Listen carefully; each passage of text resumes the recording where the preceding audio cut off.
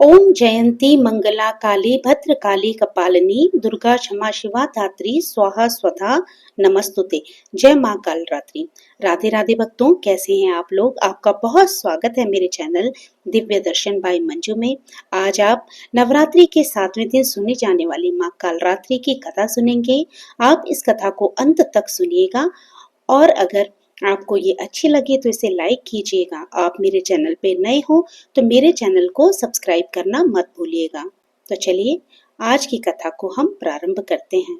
नवरात्रि के 7वें दिन माँ कालरात्रि की पूजा की जाती है। इस दिन साधक का मन सहस्त्रार्थ चक्र में स्थित रहता है। उनके लिए ब्रह्मांड की समस्त सिद्धियों के द्वार खुलने लगते हैं। देवी कालरात्रि को व्यापक रूप से काली, महाकाली, भद्रकाली, भैरवी, मृत्यु, रुद्राणी, चामुंडा, चंडी और दुर्गा इन विनाशकारी रूपों से जाना जाता है। माना जाता है कि देवी के इस रूप से सभी राक्षस, भूत, प्रेत, पिशाच और नकारात्मक ऊर्जाओं का नाश होता है। इनके शरीर का रंग घने अंधकार की तरह एकदम काला है। सिर पर बाल बिखरे पड़े हैं। गले में विद्युत की तरह चमकने वाली माला है। इनके 3 नेत्र हैं। यह तीनों नेत्र ब्रह्मांड के सदृश गोल हैं। इनके विद्युत के समान चमकीली किरणें निश्चित होती रहती हैं। माँ की नासिका के श्वास प्रवास से अग्नि की भयंकर ज्वालाएं निकलती रहती हैं। इनका वाहन गर्दभ यानी कि गदा है। यह ऊपर उठे हुए दाहिने हाथ की वर मुद्रा से सभी को वर प्रदान करती हैं। दाहिनी तरफ का नीचे वाला हाथ अभय मुद्रा में है। बाईं तरफ के ऊपर वाले हाथ में लोहे का कांटा तथा नीचे वाले हाथ में खड़ग यानी कि कटार है। माता कालरात्रि का स्वरूप देखने में अत्यंत भयानक है, लेकिन ये सदैव शुभ फल देने वाली है। इसी कारण इनका नाम शुभंकरी है।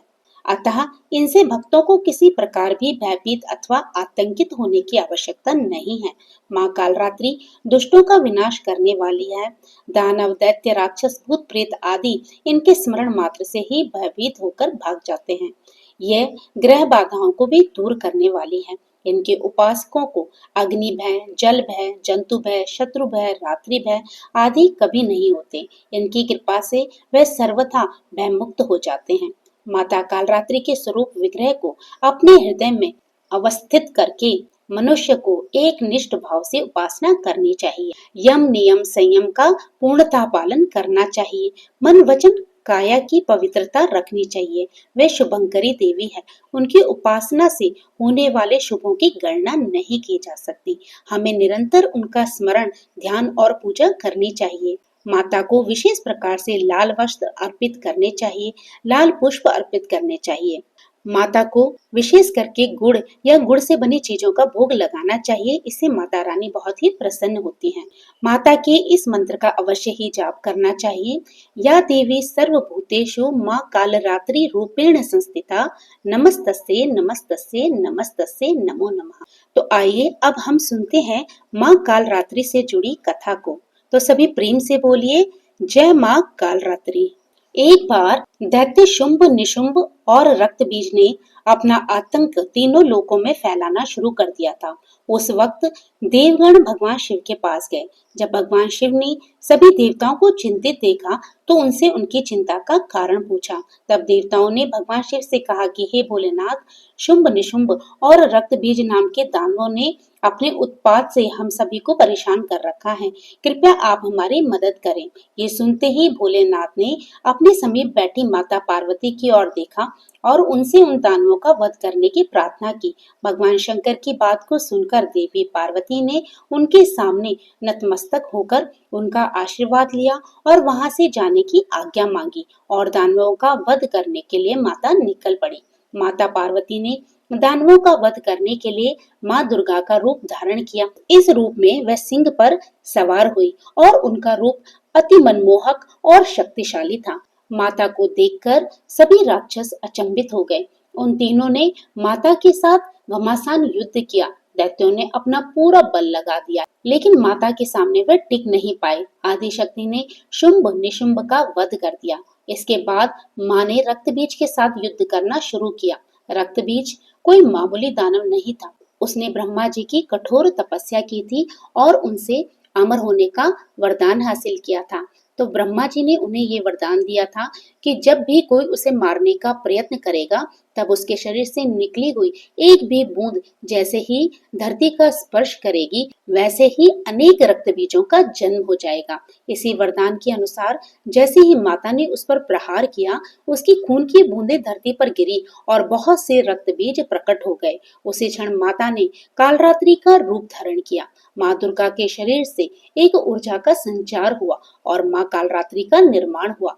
भले ही वह दानव बहुत शक्तिशाली था, लेकिन माता से जीत पाने की सामर्थ्य उसके पास नहीं थी। महाकाल रात्रि ने रक्त बीज को अपनी कटार से मार गिराया और जैसे ही उसके शरीर से खून बहने लगा, उसके रक्त को अपने मुंह में भर लिया। इस प्रकार से जितना भी उसके शरीर का रक्त गिरता था, माता उसको अपने मुंह में भर लेती थी और मुंह के अंदर जो राक्षस जन्म लेते थे उन्हें अपने दांतों से चबाकर खा जाती थी। इस प्रकार से शरीर से खून के निकल जाने पर वह बहुत ही कमजोर हो गया और माता ने उसका संहार कर दिया। माँ कालरात्रि की पूजा सप्तमी के दिन करने का एक बहुत बड़ा कारण है। कहा जाता है कि 6 दिन देवी की पूजा करने के बाद 7वें दिन हमारा मन सहस्त्र चक्र में स्थित होता है। इस चक्र में हमारा मन सबसे साफ और शुद्धि में स्थित होता है। इस वक्त कालरात्रि की पूजा करने से हमें ब्रह्मांड की सभी सिद्धियां प्राप्त होती हैं और सारी असुरी शक्तियां हमसे दूर भाग जाती हैं। माँ कालरात्रि की आराधना करने का मंत्र है ओम देवी कालरात्रे नमः। इसके जाप से आपकी सभी मनोकामनाएं अवश्य ही पूर्ण होती हैं। इस मंत्र का मतलब है कि ओम के समान निर्विकार माँ कालरात्रि दुख रूपी अंधकार का नाश करने वाली है।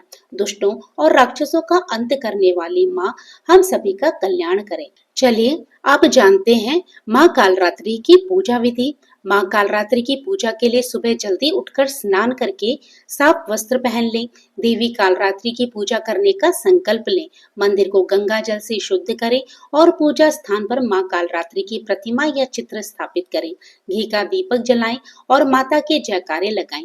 रोली, अक्षत, गुड़हल के फूल, लौंग, बताशा, गूगल और गुड़ आदि अर्पित करें। माँ कालरात्रि को गुड़ और गुड़ से बनी चीजों का भोग लगाएं। माता की आरती करें, उनकी कथा सुने, दुर्गा चालीसा या दुर्गा सप्तशती का पाठ करें। लाल चंदन की माला से माँ कालरात्रि के मंत्रों का जाप करें। अपने चारों हाथों में खड़ग, लोहे का अस्त्र, अभय मुद्रा और वर मुद्रा लिए हुए माँ अपने वाहन गधे पर सवार है। माँ दुर्गा का ये शक्तिशाली रूप हमें सिखाता है कि बुराई कितनी भी शक्तिशाली क्यों ना हो, परंतु अच्छाई के आगे घुटने टेक ही देती है। जो इंसान सच्चे मन से माँ की पूजा करेगा, माँ किसी न किसी रूप में अवतरित होकर उनके जीवन की सभी बुराइयों का नाश कर देंगी। तो ये थी माँ कालरात्रि की कथा। आपको आज की ये कथा कैसी लगी कमेंट करके जरूर बताइएगा। अच्छी लगी हो तो लाइक कीजिएगा। साथ ही मेरे चैनल दिव्य दर्शन बाय मंजू को सब्सक्राइब करना मत भूलिएगा। तो फिर प्रभु का नाम लेते रहिए और पुण्य के भागी बनते रहिए। जय श्री कृष्णा, राधे राधे।